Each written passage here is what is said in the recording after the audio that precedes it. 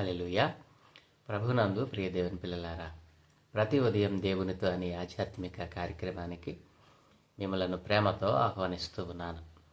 నేటి వాక్య ధ్యానముగా ఆదికాండము 1వ అధ్యాయము 20వ వచనము నుండి 23వ వచనం వరకు దేవుని లేఖనాన్ని చదువుకొని ధ్యానం చేసుకుందాం. దేవుడు జీవము కలిగి చలించు వాటిని జలములు సమృద్ధిగా పుట్టించునుగాకనియు, పక్షులు భూమిపైని ఆకాశ విశాలములో ఎగురునుగాకనియు పలికెను. దేవుడు జలములలో వాటి జాతి ప్రకారము జలములు సమృద్ధిగా పుట్టించిన మహామత్యములను, జీవము కలిగి చలించు వాటినన్నిటినీ దాని జాతి ప్రకారము రెక్కలు గల ప్రతి పక్షిని సృజించెను. అది మంచిదని దేవుడు చూచెను. దేవుడు, మీరు ఫలించి అభివృద్ధి పొంది సముద్ర జలములలో నిండియుండుడనియు, పక్షులు భూమి మీద విస్తరించునుగాకనియు వాటిని ఆశీర్వదించెను. అస్తమయమును ఉదయమును కలుగగా 5వ దినమాయెను. ఆమేన్. ప్రభునందు ప్రియ దేవుని పిల్లలారా, చదువుకొనబడిన లేఖ నిమిత్తమై ప్రార్థన చేసుకుందాం. దయగలిగిన మా ప్రియ పరలోకపు తండ్రి, సృష్టికర్త, సజీవుడా, పరిశుద్ధుడైన వాడా, నీ ఘనమైన ఉన్నతమైన నామానికి స్తోత్రాలయ. మా జీవితంలో మరొక నూతన ఉదయాన్ని దయచేసినందులకే స్తోత్రాలు. ప్రతి ఉదయం దేవునితో అని ఆధ్యాత్మిక కార్యక్రమంలో ఆయన నీ సృష్టిని చేసిన 6 దినాల క్రమాన్ని మేము ధ్యానం చేస్తూ ఉండగా, ఈరోజు 5వ దినాన్న మీరేమేమి చేశారో మీ లేఖనాల నుండి మరలా మేము జ్ఞాపకం చేసుకుంటూ, మీ యొక్క అనంతమైన జ్ఞానమును, మీ యొక్క ఉద్దేశములను అయా మీ వాక్య లేఖనాల్లో నుండి మేము నేర్చుకోవటానికి కృప చూపమని, చదువుకున్న ఈ లేఖన భాగాన్ని మా కొరకు దీవించి ఆశీర్వదించి మీరే మాకు బోధించి నేర్పించమని యేసయ్య నామమున అడుగుచున్నాము తండ్రి. ఆమేన్. ప్రభునందు ప్రియ దేవుని పిల్లలారా, గతించిన దినాల నుండి మనం సృష్టి యొక్క క్రమాన్ని, దేవుడు మరి 6 దినాలలో సృష్టిని ఎలా చేశాడో మనం ధ్యానం చేస్తూ వస్తూ ఉన్నాం. నిన్నటి దినాన్న 4వ దినాన్న దేవుడు సూర్య చంద్ర నక్షత్రములను చేశాడని మనం ధ్యానం చేశాం. ఇక 5వ దినాన్న దేవుడు వేటిని చేశాడో ఈరోజు మనం చదువుకున్న లేఖనంలో నుండి మనం మరి నేర్చుకుందాం. ప్రియ దేవుని పిల్లలారా, 5వ దినాన్న దేవుడు వేటిని చేశాడు. మరి 20వ వచనం నుండి 23వ వచనంలో రాయబడిన దాని ప్రకారం మనం చూస్తే, దేవుడు ఈ వచనాలలో సముద్ర జీవులను, ఆకాశ పక్షులను చేసినట్లుగా మరి చదువుకున్న లేఖనంలో మనం చూసాం. ప్రియదేవుని పిల్లారా, దేవుడు అన్నాడు కదా, జీవము కలిగి చలించు వాటిని జలములు సమృద్ధిగా పుట్టించుగాకనియు, పక్షులు భూమిపైన ఆకాశ విశాలములో ఎగురునుగాకనియు పలికెను. దేవుడు తన మాట ద్వారా మరి పలికినటువంటి మాట 5వ దినాన ఏమిటంటే, మరి సముద్రములో చలించు వాటిని, సముద్రములో జలములలో నివసించేటువంటి మరి ప్రతి జాతిని, అనగా మహామత్యములను, మరి మనం చూస్తూ ఉంటాం చేపలు, మరి చేపలలో రకాలు ఎన్ని కోట్ల రకాలు ఉన్నాయో మనము మరి చెప్పలేం.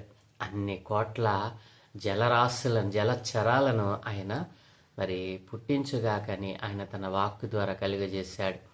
సముద్రంలో ఉన్నటువంటి చేపల జాతులను మనం మరి దానికి సంబంధించినటువంటి ఛానల్లో మనం చూస్తూ ఉంటే ఎన్ని రకాలైనటువంటి జలచరాలు దేవుడు తన అనంత జ్ఞానము చేత ఆయన వాటన్నిటినీ సముద్రములలో ఆయన కలుగ చేశాడు. ప్రియదేవుని పిల్లరా, అలాగున ఆలోచన చేస్తే మరి ఆకాశంలో మనం భూమి మీద చూస్తున్నటువంటి పక్షులు, కొన్ని కోట్ల రకాలైనటువంటి పక్షు జాతులు ఈ భూమి మీద ఉద్భవించాయి. ఎప్పుడో తెలుసా? ఆయన మాట పలికినప్పుడు, ఆయన వాక్కును విడుదల చేసినప్పుడు వాటన్నిటినీ ఆయన కలుగ చేశాడు. 5వ దినాన్న మరి ప్రియ దేవుని పిల్లలారా, మరి సముద్ర జల మరి జీవము కలిగినటువంటి ప్రతీది కూడా, మహామత్యములను, సముద్రములో నివసించేటువంటి ప్రతి జాతిని ఆయన కలుగ చేశాడు. అంతేకాదు భూమిపైన మరి పక్షులు విస్తరించుగాకని వాటిని మరి దేవుడు చేశాడు. ప్రియదేని పిల్లరా, అందుకనే ఇన్ని కోట్ల సంవత్సరాల నుండి మరి ఆ సముద్రములో లభ్యమయ్యేటువంటి ఆ జలచరాలను ఈ మానవుడైన వాడు జీవకోటి, మానవుడే కాదు, ఈ భూమి మీద ఉన్నటువంటి సమస్త జీవకోటి వాటిని ఆహారంగా భుజిస్తున్నప్పటికీ వాటి సంఖ్య తగ్గకపోవడానికి కారణం ఏమిటి? అలాగునని ఆకాశంలో ఎగిరేటువంటి పక్షులలో కొన్ని వేల కోట్ల పక్షులు ఉన్నాయి. వాటిని కూడా తినేటువంటి మరి అనేకమైన జాతులు ఈ భూమి మీద ఉన్నాయి. అనేక కోట్ల సంవత్సరాల నుండి అవి ఆహారంగా మరి ఉపయోగపడుతూ వస్తూ ఉన్నాయి. కానీ వాటి సంఖ్యలో మాత్రము ఎక్కడా కూడా తగ్గినట్లుగా మనం చూడం. ఎందుకని అని అంటే, ప్రియదేని పిల్లరా, దేవుడు 22వ వచనంలో ఆశీర్వదించాడు. ఏమన్నా తెలుసా? దేవుడు, మీరు ఫలించి అభివృద్ధి పొంది సముద్ర జలములలో నిండియుండుడనియు పక్షులు భూమి మీద విస్తరించును గాకనియు వాటిని ఆశీర్వదించాడు.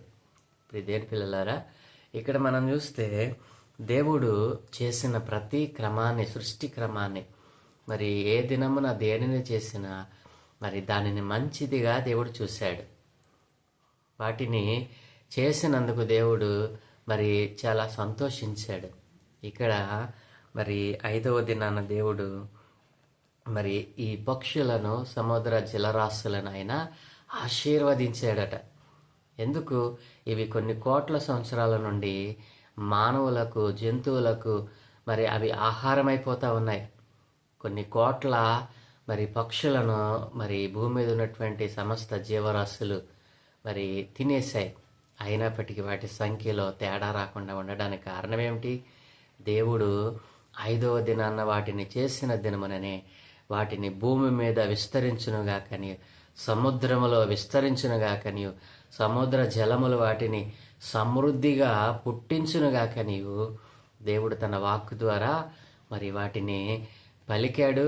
పలికడమే కాదు, వాటిని ఆశీర్వదించాడు. అందుకనే మరి ఎన్ని మరి సముద్రంలో దొరికి ఎన్ని రకాలైన వాటిని తినేసినా అవి మరలా ఉద్భవిస్తూనే ఉన్నాయి. ప్రియదేవుని పిల్లరా, దేవుడు ఆశీర్వదిస్తే మరి ఆశీర్వాదానికి మరి అంత బలమైనటువంటి మరి గొప్పవి మరి పుడుతూనే ఉంటాయి. దేవుడు ఆశీర్వదిస్తే దానికి తిరిగే ఉండదు. దేవుని ఆశీర్వాదము ఒకసారి మన తల మీదకి వస్తే, మన ఇంటిలోనికి వస్తే, ఆశీర్వాదాల వెంట ఆశీర్వాదాలు, ఆశ్చర్యకరమైన కార్యాల వెంట ఆశ్చర్యమైన కార్యాలు ఆయన జరిగించగలడు. కాబట్టి ఆ దినాన్న దేవుడు, 5వ దినాన్న దేవుడు మరి సముద్ర జలరాశులను, సముద్రములో ఉన్నటువంటి జీవరాశులను వాటి జాతి ప్రకారము ఆ సముద్రమే పుట్టించుగాకని చెప్పి వాటిని మరి దేవుడు వాక్కు ద్వారా పలికాడు.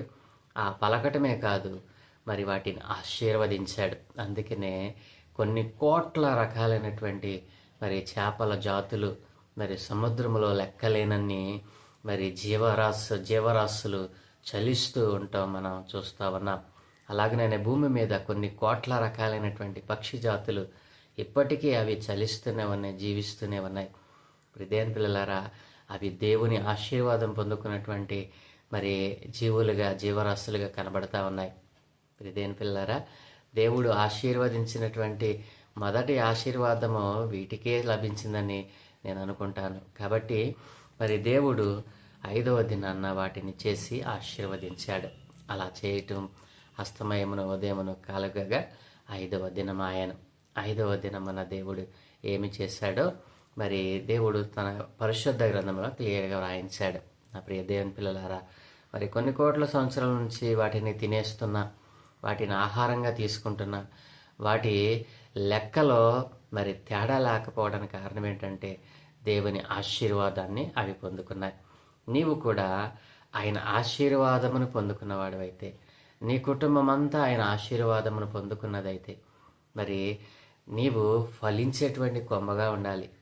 మరి ఆ సజీవుడైన దేవుడు, పరిశుద్ధుడైన దేవుడు, ఆ సర్వశక్తి కలిగిన దేవుడు, యెహోవా అను నామం కలిగిన దేవుడు నీకు రక్షకుడిగా మరి నిన్ను పోషించేవాడిగా నువ్వు కలిగి ఉన్నప్పుడు నీ జీవితంలో ఫలింపు లేనటువంటి మరి జీవితము ఎందుకు నీలో ఉంటా ఉంది?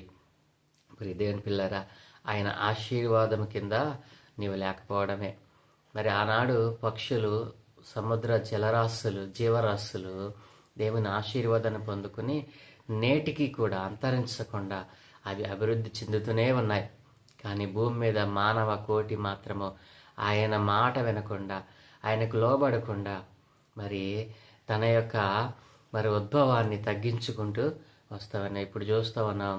మరి ఆడపిల్లల సంఖ్య, ఆడపిల్ల అనేటప్పటికీ మరి ముదిములని వాటిని చిదిమేయడం, ఆడపిల్లని తెలియడంతో వాటిని చేదరించుకోవడం, వారిని చేదరించుకోవడం, భూమి మీద మరి స్త్రీ జాతి యొక్క సంతతి తగ్గిపోతూ వస్తూ ఉంది. మానవ మరి మనుగడలకు చాలా మరి తగ్గుదల అనేటువంటి కనబడతా ఉంది. ఎందుకో తెలుసా? వాటిని ఆశీర్వదించినట్లే దేవుడు మనల్ని కూడా ఆశీర్వదించాడు. కానీ మనలో తరుగుదల కనపడతా ఉంది. మరి జీవరాశులు, పక్షులు, జంతువుల్లో వాటి యొక్క మనుగడ, మరి వాటి యొక్క జీవము, వాటి మనుగడ పెరుగుతూ ఉంది. కారణం ఏంటో తెలుసా? అవి ప్రతి ఉదయము సాయంత్రము వారిని సృష్టించినటువంటి సృష్టికర్త అయిన దేవుణ్ణి మాత్రమే అవి మరి ఆరాధిస్తూ ఉన్నాయి, ప్రార్థిస్తూ ఉన్నాయి. ఆయనను మాత్రమే ఘనత, మహిమ, ప్రభావాలు చెల్లిస్తూ ఉన్నాయి. కానీ ఆయన రూపంలో చేసుకున్న మానవుడు ఆయనకు ప్రతి విషయంలో కూడా వ్యతిరేకంగా తిరుగుతూ ఉన్నాడు. ఆశీర్వాదం పొందుకున్నవాడే కూడా ఆయన ఆశీర్వాదాన్ని మరి పారద్రోలుకుంటా ఉన్నాడు. దేవుని యొక్క కోపానికి గురైపోతూ ఉన్నాడు. అందుకే వాటి యొక్క మనుగడ మన యొక్క మనుగడ కంటే ఎక్కువగా కనబడతా ఉంది. దేవుని పిల్లారా, కాబట్టి దేవుని ఆశీర్వాదం పొందుకున్న నీవు ఆయన ఆశీర్వాదం కింద ఉంటూ, ఆయన చెప్పమన్న, ఆయన నడవమన్న మార్గంలో నడుస్తూ, యథార్థమైన హృదయంతో నీతియుక్తమైన పనులను, క్రియలను కలిగి ఉండి ఆయనకు ఉపయోగపడేటువంటి వారిగా మనం మారదాం. పక్షులు, మరి సముద్ర జీవరాశులు ఎలా మరి అంతరించకుండా నేటికి మరి ఆశీర్వాదం అంటే ఆశీర్వాదం పొందుకుని అవి చలిస్తూ ఉన్నాయో, అలాగున మనము మన కొరకు దేవుడు ఏర్పాటు చేసిన నిత్య జీవాన్ని పొందుకోవడం కోసం మనలను మనం సరి చేసుకుందాం. దేవునికి విధేయులుగా బ్రతుకుదాం.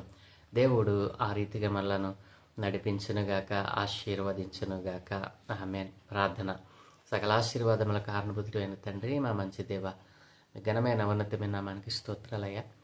ప్రతి ఉదయం దేవునితో అనేటువంటి ఆధ్యాత్మిక కార్యక్రమంలో అయ్యా మీ మాటలు వింటూ నాయన బలపడుతున్నటువంటి ప్రతి కుటుంబాన్ని ఆశీర్వదించండి. ప్రతి ఉదయం దేవునితో అనేటువంటి ఆధ్యాత్మిక కార్యక్రమం అందరికీ నాయన మరి ఆశీర్వాదకరంగా ఉన్నట్లు మీరు నాయన ఆశీర్వదించండి. ఈ కార్యక్రమంలో చెప్పబడుతున్న ప్రతి మాట బైబిల్ గ్రంథంలో నుండే నాయన వాటిని తీసుకుని మాట్లాడుతూ ఉండగా, ఆనాడునైనా పక్షజాతులను అయా భూమి మీద మరి సముద్ర జలములలో అనేకమైనటువంటి జాతులను నాయన నీ మాట ద్వారా కలుగు చేసావని, నాయన ఇన్ని కోట్ల రకాలైనటువంటి సముద్ర జీవరాశులు అయా మేము చూస్తూ ఉన్నాం.